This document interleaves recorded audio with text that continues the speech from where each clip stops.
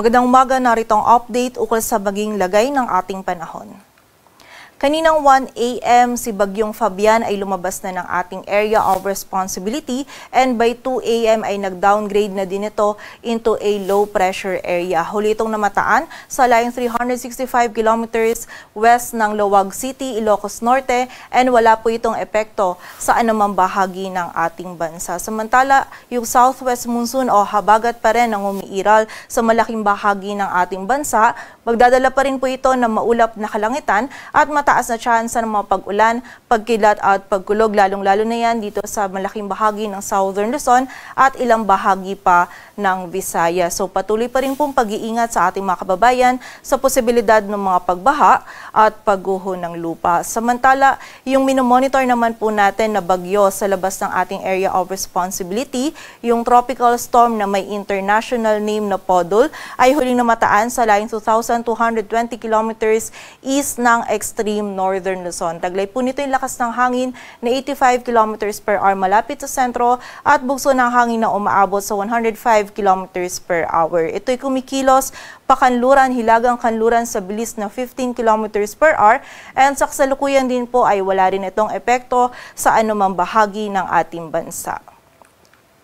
At ayon nga dito sa ating latest forecast track analysis ni Bagyong Podol, generally ito ay kikilos pa-west, northwestward or westward habang binabaybay pa rin po yung karagatan and posible po itong pumasok sa loob ng ating area of responsibility bukas ng gabi or sa Lunes ng umaga. And kapag nga po ito ay pumasok na sa loob ng ating area of responsibility, ito po ay papangalanan natin na Goryo. And may kita din po natin na patuloy po itong mag-i-intensify and bago po ito pumasok sa loob ng PAR ay posible po itong nasa typhoon category. And nakikita naman po natin ngayon na wala itong magiging epekto sa anumang bahagi ng ating bansa. Ngunit base po dito sa ating latest forecast track analysis, may kita po natin itong ating cone of probability. May possibility pa rin po na magkaroon ng southward shift or maging mas mababa yung track nito ni Bagyong Podol. At kapag po naging mas mababa yung track nito, ay posible po nitong mahagip ng mga malalakas na hangin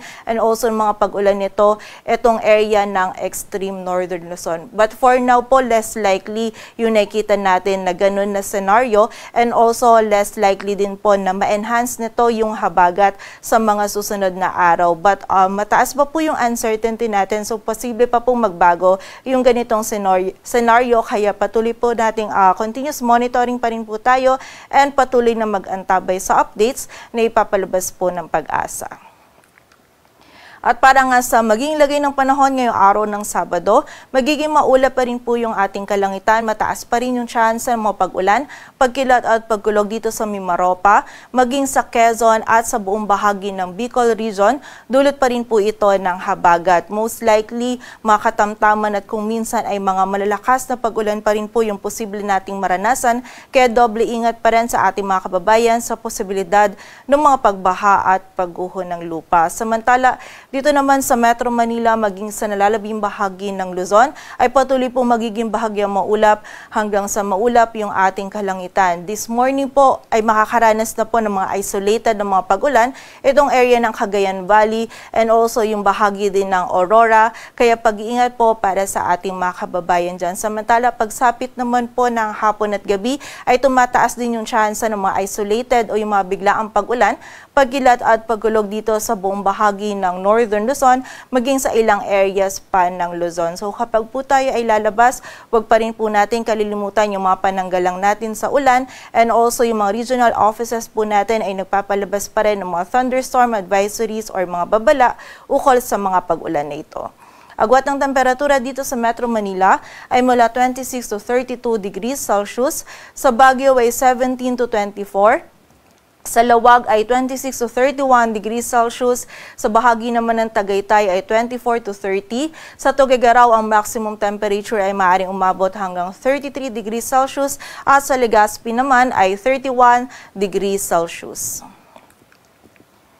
Samantala dito naman sa bahagi ng Palawan, maging sa area din ng Western Visayas ay magiging makulimlim pa rin po yung ating panahon. Mataas pa rin yung tsansa ng mga kalat-kalat na pag-ulan, pagkilat at pagkulog, dulot pa rin po ito ng habagat. Samantala dito naman sa area ng Eastern Visayas, as early as this morning, magiging maulap din po yung ating kalangitan. May tsansa din ng mga isolated na mga pag-ulan, pagkilat at pagkulog. Samantala sa nalalabing bahagi naman po ng Visayas at buong bahagi ng Mindanao, patuloy pa rin magiging bahagyang maulap hanggang sa maulap yung ating kalangitan. Pagsapit po ng hapon at gabi ay tumataas din yung tsansa ng mga biglaang pag-ulan, pagkilat at pagkulog. And posible pa rin po tayo makaranas ng mga biglaan at panandaliang buhos ng mga malalakas na pag-ulan. Kaya muli po, doble ingat pa rin sa posibilidad ng mga pagbaha at pagguho ng lupa. Agwat ng temperatura sa Cebu ay mula 25 to 32 degrees Celsius. Samantala yung maximum temperature naman natin dito sa Kalayaan Islands, Puerto Princesa, Iloilo ay 31 degrees Celsius, sa Tacloban ay 30 degrees Celsius, samantala sa Zamboanga, ang agwat ng temperatura ay mula 25 to 33 degrees Celsius, sa Cagayan de Oro ay 24 to 32 at sa Davao naman ay 26 to 31 degrees Celsius.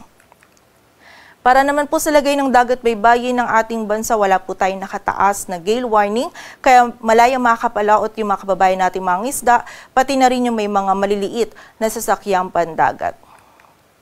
Dito sa Metro Manila, ang araw ay sisikat mamayang 5:41 ng umaga at lulubog mamayang 6:22 ng hapon.